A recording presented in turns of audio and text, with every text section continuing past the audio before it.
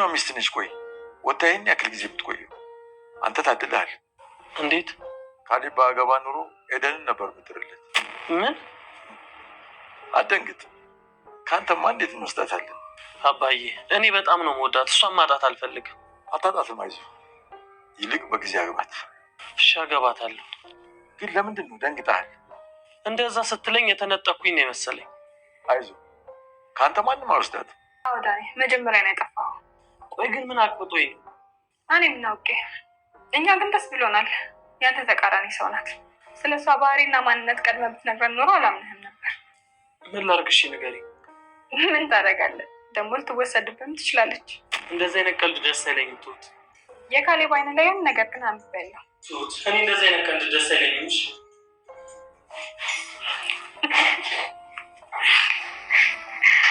ስለዚህ ራስን ቻላ።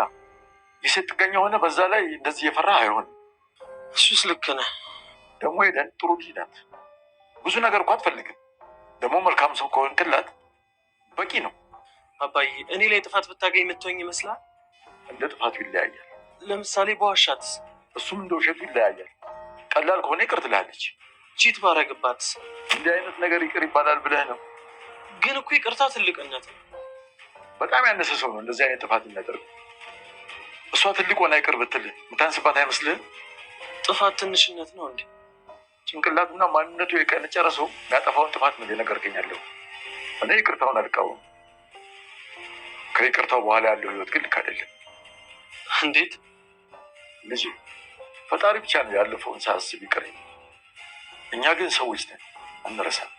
ይሁን ይቅር ብያለሁ እንኳን ብንል ከወዳችን አወጣም። እስኪ አንተ ልጠይቅ። እሺ ጠይቀኝ። ቆይ ኤደን ብትማግጥብስ? እንዴ ኧረ አባዬ ተው። አየህ ለምሳሌም ያስጠላል፣ ግን ትጣላለህ፣ ይቅርም ትላለህ። አላውቅም። ይቅር አልካት እንበል፣ ደግማ ብትማግጥብስ? ጭራሽ ለሁለተኛ ጊዜ አንዱንም እኮ አልመለስኩኝ። አየህ የኔ ልጅ የመጀመሪያውን ይቅር እንላለን እንጂ ከውስጣችን አይወጣም። እሺ አባዬ በቃ ተው፣ ወሬው ትንሽ ይጨንቃል። እንኳን ደህና መጣችሁ። ለዚህ ዩቲዩብ ቻናል አዲስ ከሆናችሁ ሰብስክራይብ፣ ቪዲዮ ከተመቻችሁ ላይክ እያደረጋችሁ ቤተሰብ መሆናችሁን አትርሱ። እናመሰግናለን። ዳኒ ግራ በተጋባ ስሜት የአባባን እንዲሁም ደግሞ የትሁትን እና የካሌብን ወሬ እየሰማ ይገኛል። አሁን ላይ ፍቅረኛውን ኤደንን እቤት በማምጣት እያለ እጅግ በጣም ብዙ ነገሮች እየተቀያየሩበት መጥተዋል። ምክንያቱም ደግሞ የኤደን ያለሱ ፍቃድ እቤት መመላለሷና እና አባባም ደግሞ እጅግ በጣም ፍቅር ሰጠዋት በማቅረባቸው እጅግ በጣም እየፈራ ይገኛል። አንደኛ ስለ ቲና እንድትሰማበት አልፈለገም። ሁለተኛ ደግሞ ካሌብ ያይብኛል እንዲሁም ደግሞ ይነጥቀኛል ብሎ ያስባል ማለት ነው። ትሁትም ልትወሰድብህ ትችላለች፣ የካሌብ አይን ላይ ያይሆነ ነገር አይቻለሁ በማለት ስሜቱን ስትሰርቀው ነበረ። እጅግ በጣም ፈርቶ ነበር ዳኒ ማለት ነው።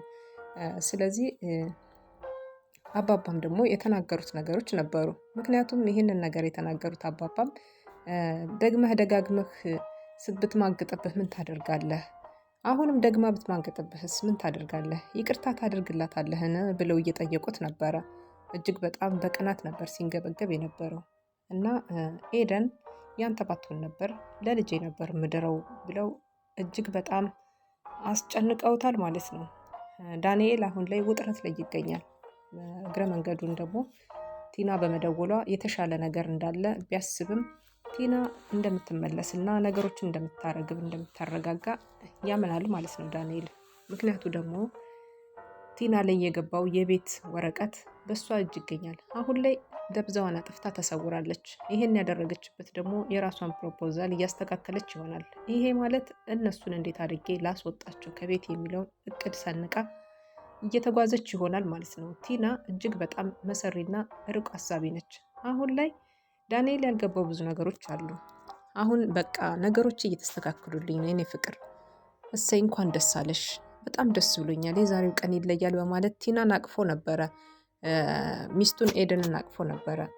እጅግ በጣም ብዙ ነገሮች እየነገራት የነበረ። እሷም ደግሞ አጉል ተስፋ አትስጠኝ፣ እኔ ሴት ልጅ ነኝ፣ እድሜ ይሄዳል እያለች እሷም ነገሮችን ሰርተህ ወይም ደግሞ ሁነህ አሳየኝ እንጂ ተግባር ካለቀ በኋላ እኔ እንደዚህ ዝም ብለህ ተስፋ አትስጠኝ በማለት እጅግ በጣም ብዙ ነገሮች ተናግረው አለመግባባቶችም ነበሩ ማለት ነው ከመካከላቸው። ካሌብ በአሁኑ ሰዓት ላይ ምንም አይነት ነገር መናገር አይፈልግም። ምክንያቱም መናገር የማይፈልግበት ምክንያት ኤደን ላይ እንደዚህ አይነት ትኩረት ወይም ደግሞ አባባ ባመጡት አሁን በጀመሩት ድራማ ላይ መሳተፍ አልፈለገም። ኤደን እንደ ሴት ልጅ መከበር አለባት እና ቲና በድላኛለች እና እኔ ደግሞ በድላለሁ፣ እሷን ደግሞ እንደዚህ አይነት ነገር ሰራለሁ ወይም ደግሞ ዳኒን በእንደዚህ አይነት ኬዝ ሚስቱን አጠምድበታለሁ ብሎ ሀሳብም አልነበረውም። አባባ ግን በግዴታ በቀል ካሉት ይሄ ነው በቀል መሆን ያለበት፣ ግዴታ ነው ይሄንን ማድረግ አለብህ ማለት አባባ እንግዲህ ወደዚህ ድራማ ውስጥ ከተውታል ማለት ነው። ይህንን ድራማ በደንብ ተውነው አልጨረሱትም። ምክንያቱ ደግሞ ዳንኤል እያንዳንዱ ነገር አባባና ካሌብ ያወሩትን ነገር ከበር ቆሞ እያዳመጠ ነበር። ያዳመጠው ወሬ ቤቱ እኮ ፎርጅት ካርታ እንደተሰጠ እሱ ዋና ኦሪጂናል የያዘች መስሏት እኮ ነው የሚለው ነገር በጆሮ ላይ ገብቷል ማለት ነው። ይሄ ማለት ደግሞ ዳንኤል ያሰበው ነገር ሁሉ ውሃ በላው። ምክንያቱም ቲና ኦሪጂናል ካርታ የቤት ካርታ ይዣለሁ ብላ ወጣለች፣ ከቤት ተሰውራለች። መቼ ትመለስ ይሆን? የምትመለሰውም ደግሞ እነሱን ለማስወጣት ነው። ከቤት አስወጥታ በእርግጠኝነት ቤቱን ስትደራደር ወይም ደግሞ የተለየ ነገር ሀሳብ ስታመጣ ነው ማለት ነው። እናም ዳንኤል እዚህ መመላለሷን ቲና ከመጣች ጥሩ አይደለም እያለ ነበረ። ዳንኤል ለምንድን ነው እዚህ የኤደን መመላለስ ያልወደደው? አንደኛ ኤደን ከተመላለሰች ስለ ቲና ያለውን ነገር ታውቃለች። ቲና የወንድሙ ሚስት ወይም ደግሞ የዚህ ሰው ሚስት እንደሆነች የካሌብ ሚስት እንደሆነች የእሷ እንደ ወንድም ስለሆነ ይህንን አድርጎ ስለነገራት አሁን ላይ ከትሁት ጋር መግባባቷም ሆነ መነጋገሯ እጅግ በጣም እየፈራ መጥቷል ማለት ነው። ትሁት እጅግ በጣም ብዙ ነገሮችን ብለዋለች። ካሌብ ባያገባ ነበረ ኤደንን ነበር የምድርለት፣ ግን በጊዜ አግባባት፣ ያኔ በጊዜ ማግባት አለብህ አግባት እያሉ አባባ እየመከሩት ነበረ። እውነት ዳኒ የአባባን ምክር ወዶታል እጅግ በጣም። እሱ ገንዘብ ከመፈለጉና እንዲሁም ደግሞ ሚስቱን አንደላቆ ለማኖር ካለው ዓላማና ካለው ነገር ተነስቶ እንጂ እጅግ በጣም እንደሚያፈቅራት እሷን አጥቼ መኖር ለደቂቃ እንኳን አልችልም በማለት እጅግ በጣም ደጋግሞ ሲናገር ሰምተነዋል ማለት ነው። እጅግ በጣም ነው የሚወዳት የሚያፈቅራት። አሁን ላይ ግን የጀመሩት ነገር ይሄ ነገር ወዴት ያመራ ይሆን? ለምንድን ነው ቡና የማትጋብዛት?